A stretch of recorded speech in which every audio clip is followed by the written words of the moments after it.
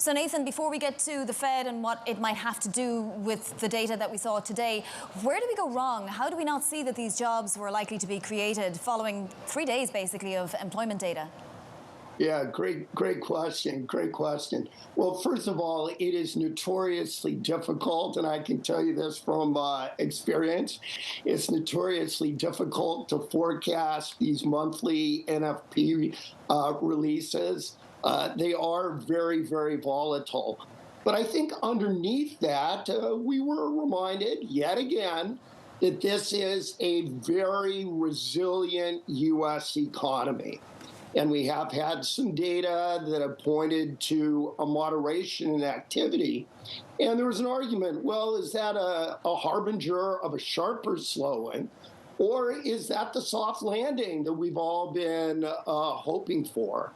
And these data suggest, these labor market data this morning suggest that there's still a fair amount of momentum in the economy, and certainly does strengthen the case of those arguing for the soft landing. It certainly does, Nathan, but Mohamed El-Erian was making the point a little earlier on Bloomberg TV that perhaps the Fed is too late. And it's difficult to reconcile the idea that the Fed might be too late cutting rates with an economy this strong, right?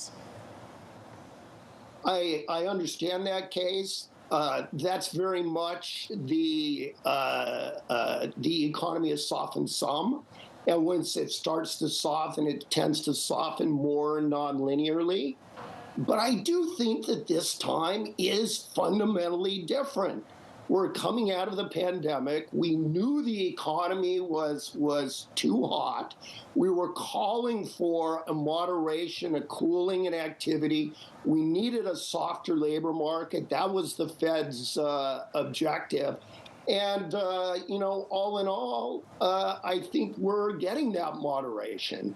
And I think underneath it, there's still plenty of strength in demand. So I understand the concern that, well, maybe things are going to soften too much. Yeah. I just don't think we ought to take that as the base case at this stage. I mean, is there even an argument to be made, Nathan, if you had a seat at the table there at the FOMC, is there even a case to be made at all for easing policy anytime soon? I think it's a stretched one. I think the Fed at their meeting, they're going to look at where the economy is, and they're going to say we have time.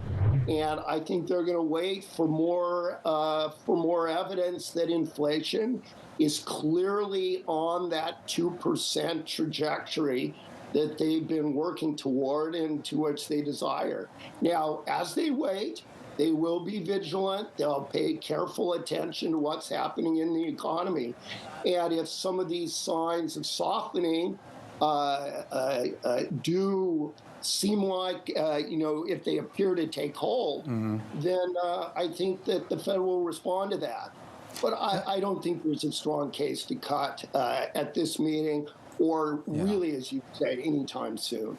I want to ask you kind of a somewhat esoteric question, Nathan, and that's really about the reliability of this data. We had some news break a little bit earlier about how BLS is actually going to reduce the sample size on the household survey. Now, this is primarily because of budget cuts and not because of anything else, at least what we know publicly. But, there's been a lot of hay made out of the dueling surveys, the establishment survey, the household survey, how these two intertwine, and whether we truly are getting an accurate picture of what's going on in the labor market.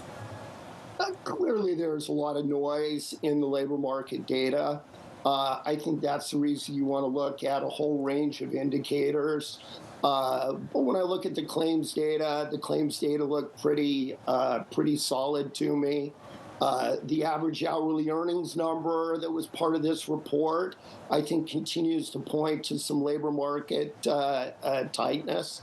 As I said, there's some other measures, really more about the soft data that suggest some more marked cooling.